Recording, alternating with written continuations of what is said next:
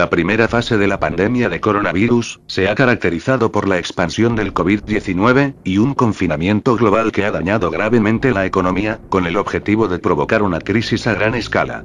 La llegada del calor en el hemisferio norte implicará la entrada en una fase de transición, caracterizada por un levantamiento parcial del confinamiento, una maniobra crucial que conducirá posteriormente a la segunda fase de la crisis pandemia.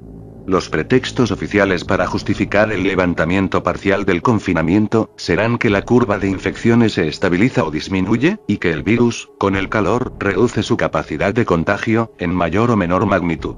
El plan orquestado por las élites requiere levantar parcialmente el confinamiento, por las siguientes razones. A. La gente confinada en sus domicilios durante semanas o meses con el calor del verano, puede convertir la situación social en una olla a presión insostenible para las autoridades. B.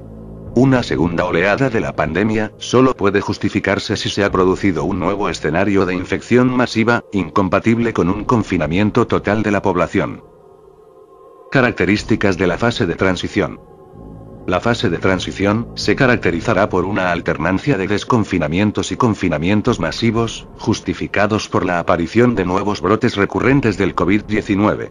Durante los desconfinamientos, se permitirá una salida escalonada de parte de la población, sometiéndola a un amplio abanico de controles sanitarios, y monitoreo constante de sus movimientos y actividades. La fase de transición tiene el objetivo de condicionar a la población para que acepte la nueva normalidad, basada en la obediencia total a las autoridades, base de funcionamiento del nuevo régimen autoritario global que será implantado. Este proceso puede alargarse durante meses o incluso años, adaptándose a las necesidades particulares de control poblacional por parte de las autoridades de cada territorio.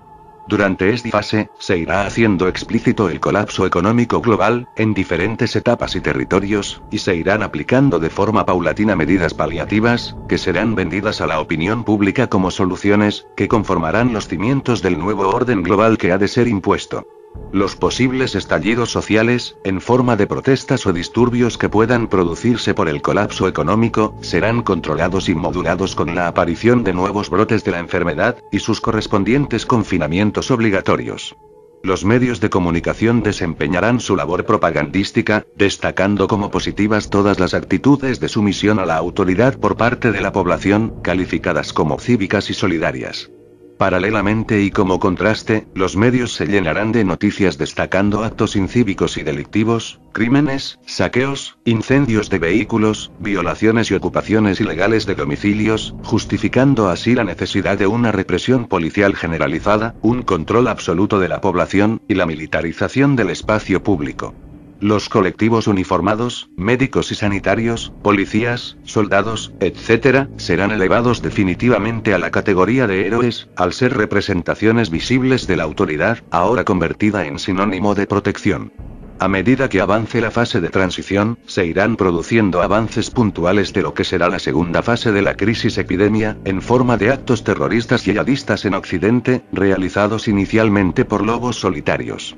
Dichos ataques podrían centrarse en sanitarios, policías y supermercados, con el objetivo de aumentar la sensación global de inseguridad entre la población, y justificar así medidas de control policial draconianas. La fase de transición terminará con la llegada de la segunda fase de la crisis pandemia. La entrada en esta segunda fase puede producirse de forma paulatina o tras un evento que actúe como detonador.